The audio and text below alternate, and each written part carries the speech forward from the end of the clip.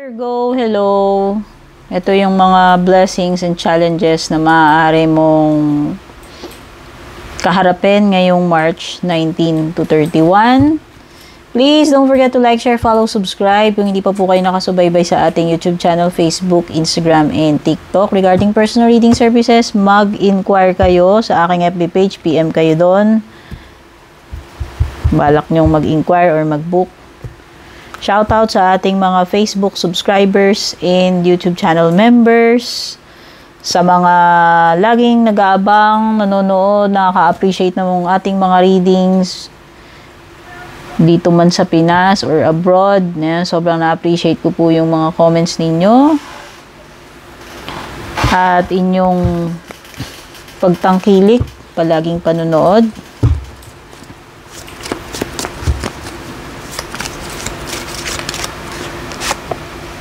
Ay, may bundok. Mukhang may aakyatin ka. Ano ba to? May napipinto bang hiking? Mahilig ka bang maggaganyan? Or pwedeng ano naman yan? Pwedeng talagang meron ka lang malaking kakaharapin dito. Pwedeng malaking problema or malaking sagabal, hassle, no? Yung tipong ano, challenge, no? Malaking challenge siya eh. Malaking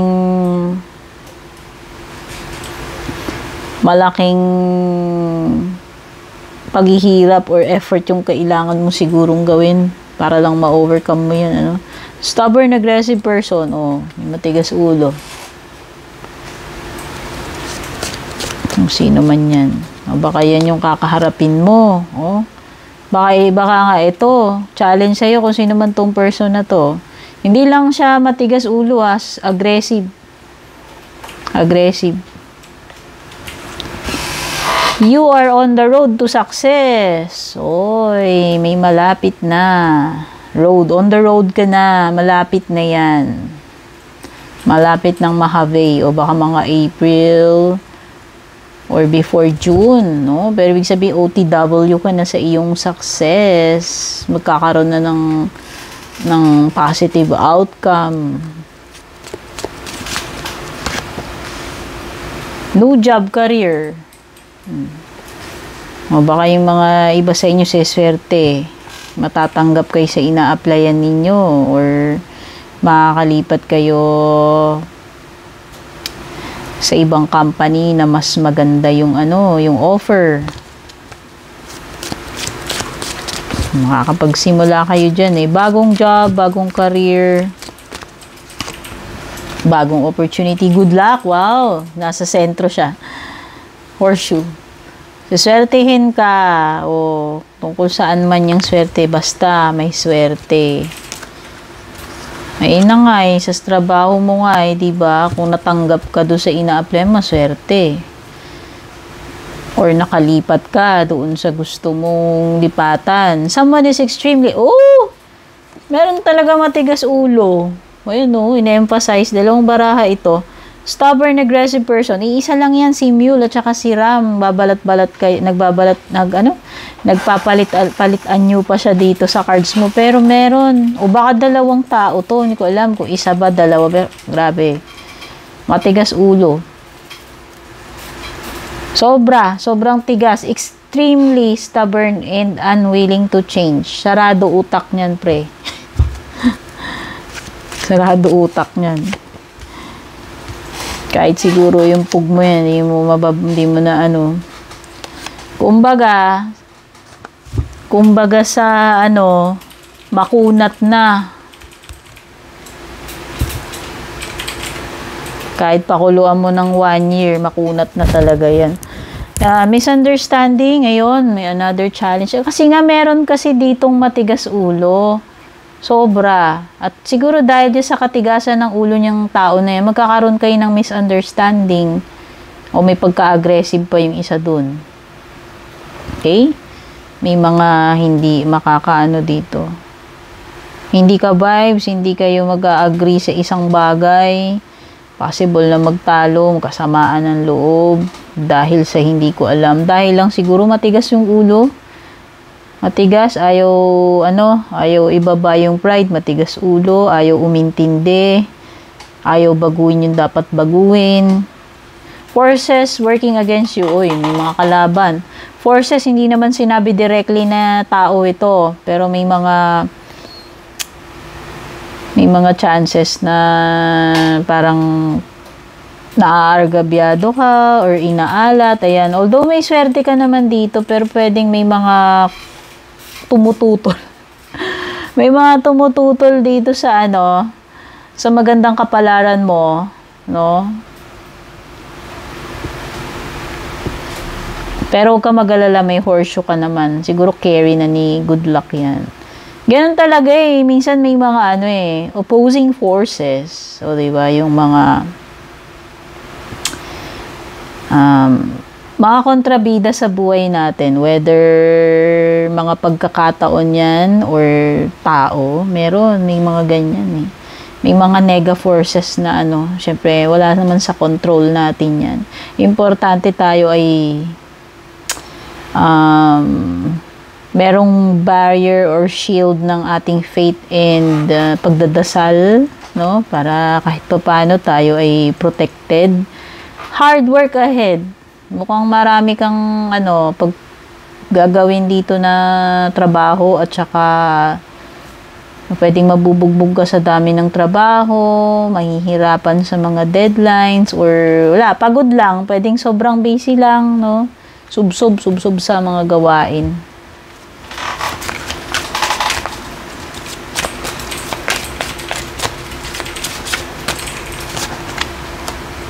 Wow, success! Wow, may swerte ka. Success, ayun yung success mo. Ilagay ko doon, tapat natin doon.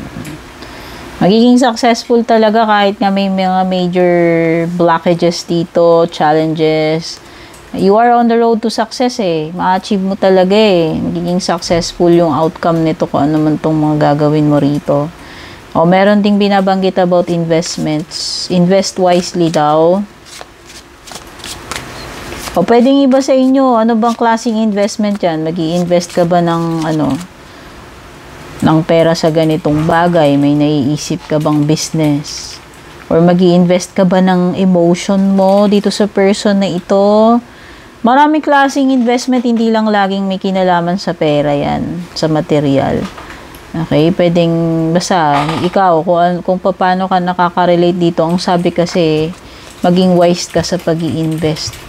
Whether oras yung ini-invest mo dito, pera, or yung emotions mo, no? Maging wise ka. Direction, do not deviate from your path. Plan where you want to be. Magkaroon ng direction. Dapat may specific plan, may specific na goal. Yung true north mo, nahanap mo na ba? Alam mo ba talaga anong direction yung gusto mong tahakin? Kasi kung hindi pa, aalamin mo yun. Pakikiramdaman mo pa sa sarili. Pero kung alam mo na, be consistent. No? Na nandyan ka na sa path mo. Ang kailangan mo lang dyan magpursige. At mag-continue sa iyong path. No? Plan where you want to be. Baka yung iba kasi sa inyo, wala pa kayong specific na goal. Yun yung pinaka-importante. No? Yung malaman mo yung purpose. Ba't ka ba nandito? Ba't ka ba pinanganak? Diba, Virgo? Example, no? Transformation, no? May pagbabago rito. Ano ba to? Do not be afraid of the unknown. Change is the natural order of things. So, mukhang may mga pangyayari na hindi mo maiiwasan. At magdudulot itong mga events na ito, pwedeng magdulot sa iyo ng pagbabago. Pwedeng magbago yung pananaw mo sa buhay. Or, hindi ko alam kung may kinalaman ba ito sa kung anong klaseng pagbabago ba related ito. Pero meron ditong mga events na magkukos ng transformation para sa iyo, Virgo. Sabi kasi natural pwedeng anumang mga natural na kaganapan to na yung Yung ine-expect naman natin na talagang darating yung mga like death, no? Kasi yung death, hindi naman natin naiiwasan yan.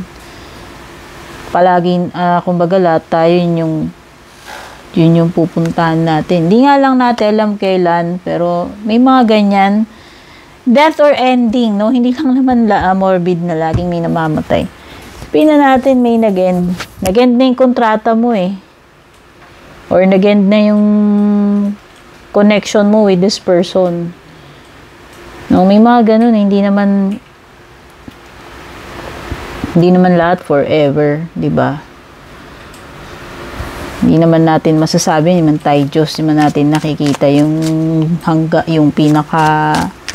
yung dulo or yung hangganan, no?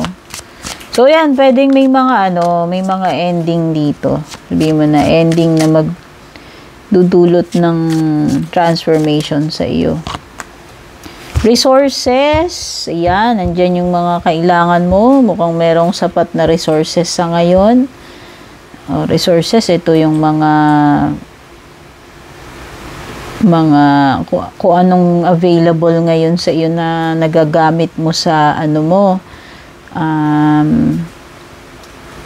sa ginagawa mo ngayon. Yung mga pangangailangan, no, mukhang meron naman.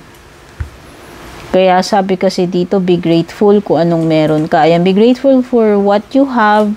Save something for the future. So, maging wise sa pag-handle ng ating mga resources, whether tinutukoy man dyan yung kayamanan mo, Virgo, or kung ano man mga resources available meron ngayon sa'yo, available sa'yo ngayon. Sabi kasi dito, use wisely and as needed. So, pagkailangan, 'di ba? Hindi yung nagsasayang. Hindi masabi pagdamot, pero or tipirin mo yung sarili mo. Pero maging wise lang na hindi ka yung ubus-ubos biyaya, no? Wealth, you are moving towards real wealth and prosperity. Ayan na nga yung OTW mo, yung mountain. You are on the road to success. So, at itong success na to may kaakibat na kadatungan.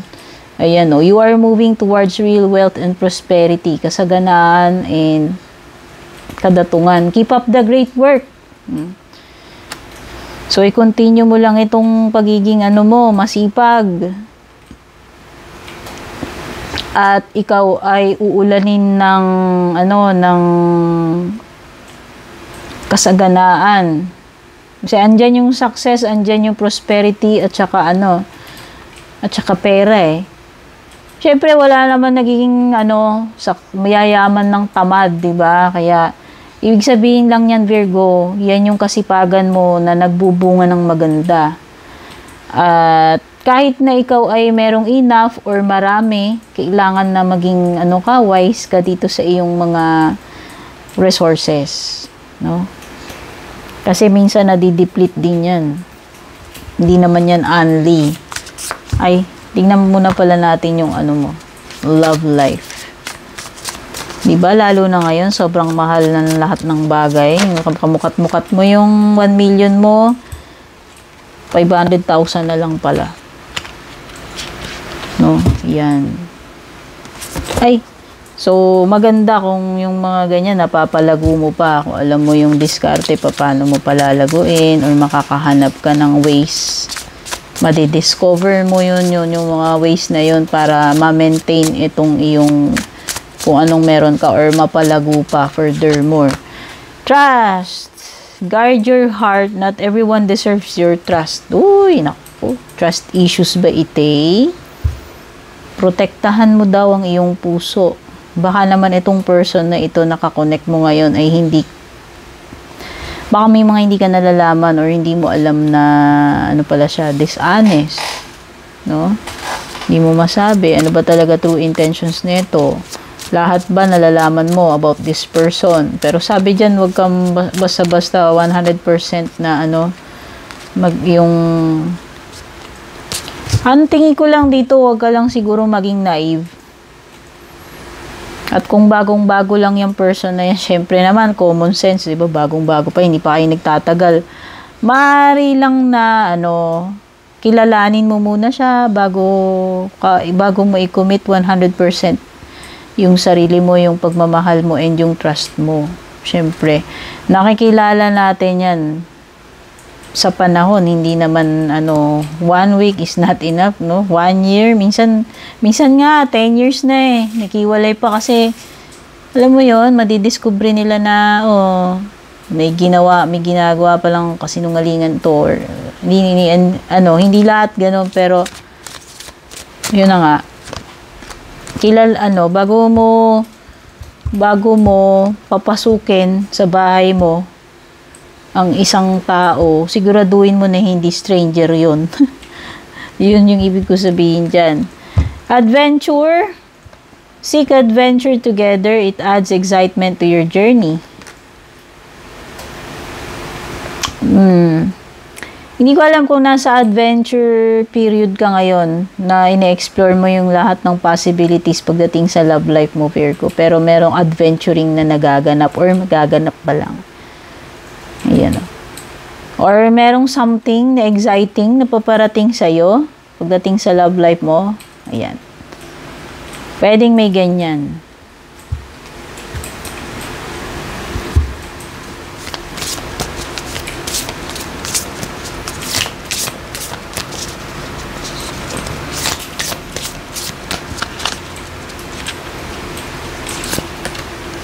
Expect powerful change. Ano ba sabi ni transformation card kanina? Exactly. Powerful change ito, Virgo. Kaya pala matinding transformation pala itong paparating sa iyo. O, di ba? Sa tingin ko, meron kang awakening. Some kind of, spiritual transformation na marireceive. Itong period na nakalasaad dito sa ating reading. Yan. Powerful change ito. Sa tingin ko, magiging malaki ang impact niyan sa buhay mo. Kaya siguro sinasabi na powerful change yan. Kung ano mang event yan or happening. Sa tingin ko, magkakaroon ka ng soul lesson dahil dyan sa mangyayari na yan. Magdudulot siya sa iyo ng malupit na pagbabago, di ba? Ano ba ito? Ang sinabi ko dun sa malupit na pagbabago, hindi yung tino-torture ka. Yung big time, basta big deal itong transformation na to, itong event na to, sapat para mabago niya yung ikaw, mag-transform ka eh. So, yun yung, kumbaga, ganun siya ka-big deal. Speak the language of love. Loving words have the power to change lives, including your own. Speak with love. Yun yung ibig sabihin dito. Napaka-powerful ng pagmamahal. Sapat para baguhin. Ayan baka ito. Sapat para baguhin ang lives natin. So, yung sasabihin mo dito, Virgo, is napaka-importante para mabago yung situation, yung buhay nitong kung sino mang person itong involved sa iyo. Kasi, ayan i-express mo talaga yung tunay na nararamdaman, and i-express mo yung pagmamahal mo rito, at sapat na yun para mabago yung lahat dito sa sa sitwasyon mo or sitwasyon ninyo, kung sino man yung taong kaano mo dito involved dito. Okay, Virgo, take care and God bless.